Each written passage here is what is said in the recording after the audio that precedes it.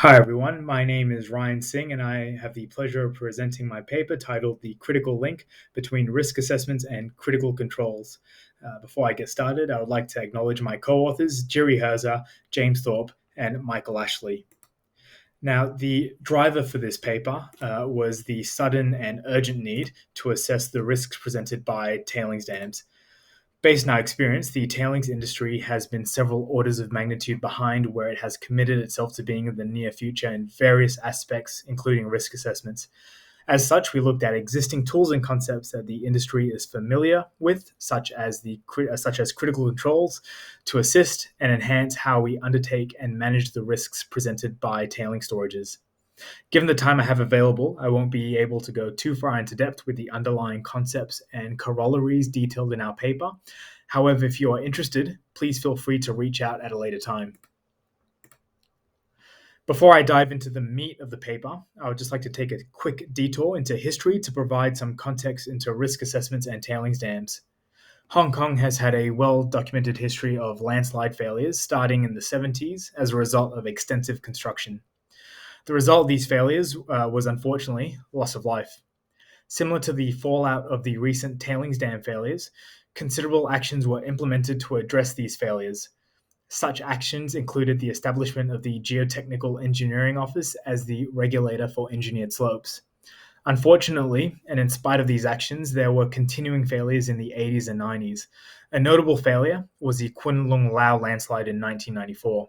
This was a failure of a cut slope at a housing estate and was adjacent to a footpath, which resulted in the death of 5 people and injuries to 3 others.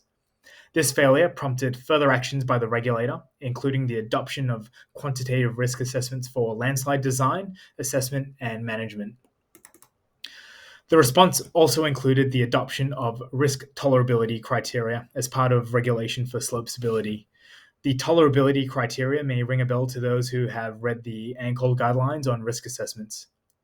The number of fatalities between 1984 to 2016 shows that there's at least some negative correlation between the actions taken to improve slope safety and the loss of life from slope failure.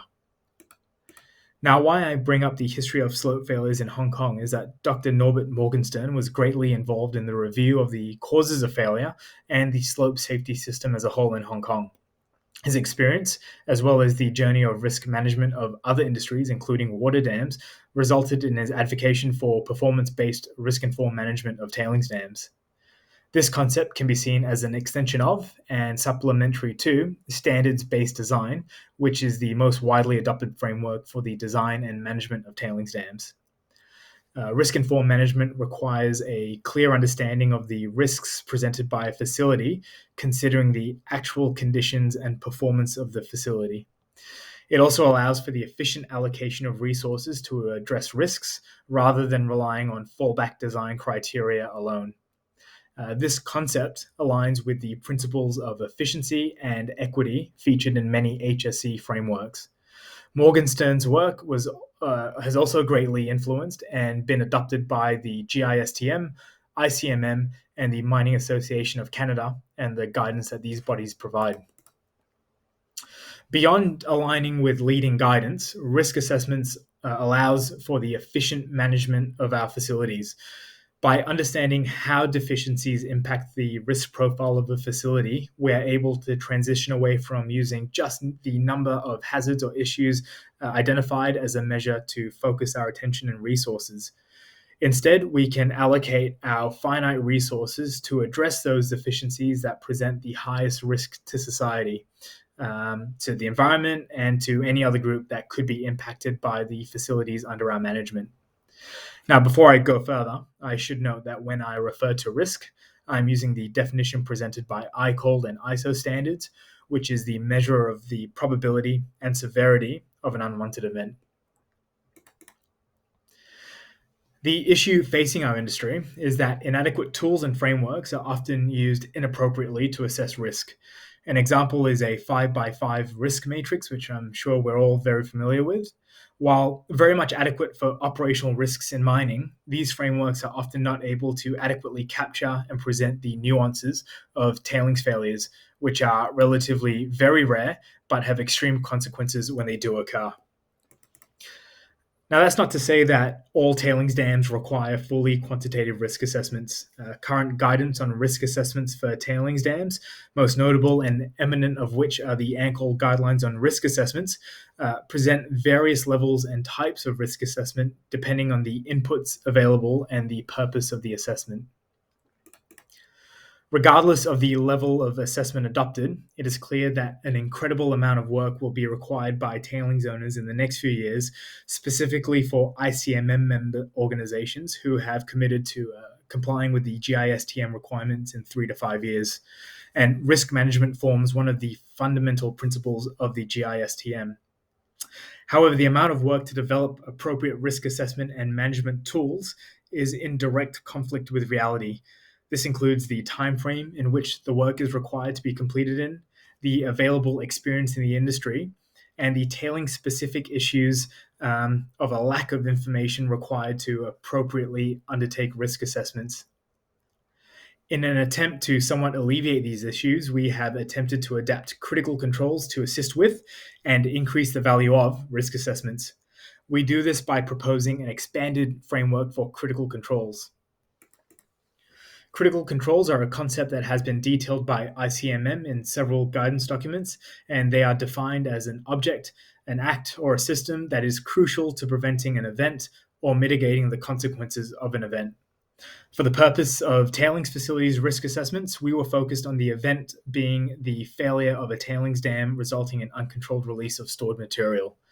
The reason why I explicitly state what the unwanted event is that without understanding what exactly we are trying to prevent, it is very hard, if not impossible, to define the controls required to prevent that event.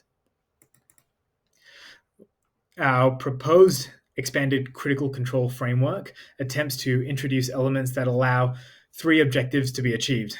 The first is that identified critical controls are actually critical, which is harder in practice than it may first appear.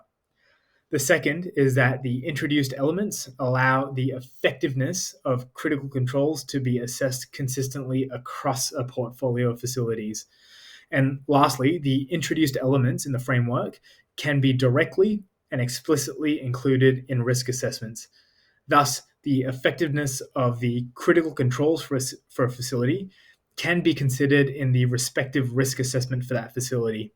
Now, this is important as risk assessments, again, should reflect the current conditions and performance of a facility.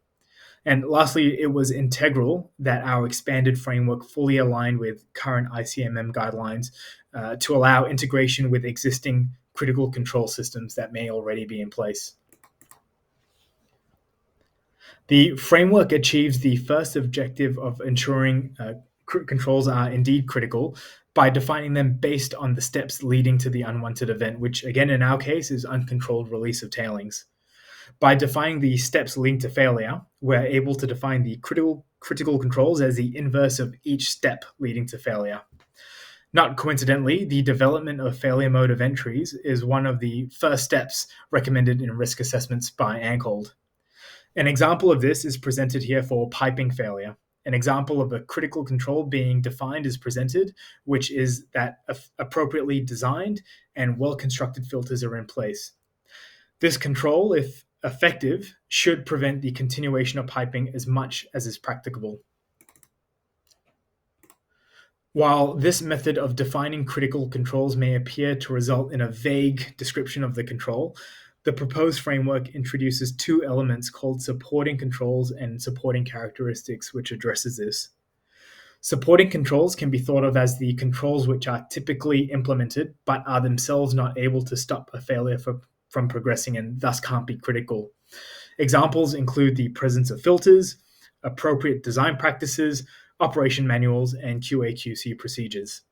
Supporting characteristics sit below supporting controls, and they are the elements required for the implementation of each supporting control and thus critical control. An example is shown here using the previously identified filter critical control for piping. By adopting a tiered approach, what is required to implement the overarching critical control can be easily defined via the supporting controls and supporting characteristics. Additionally, this approach aids in the identification of all elements or supporting characteristics, which are actually the implementable items for a facility.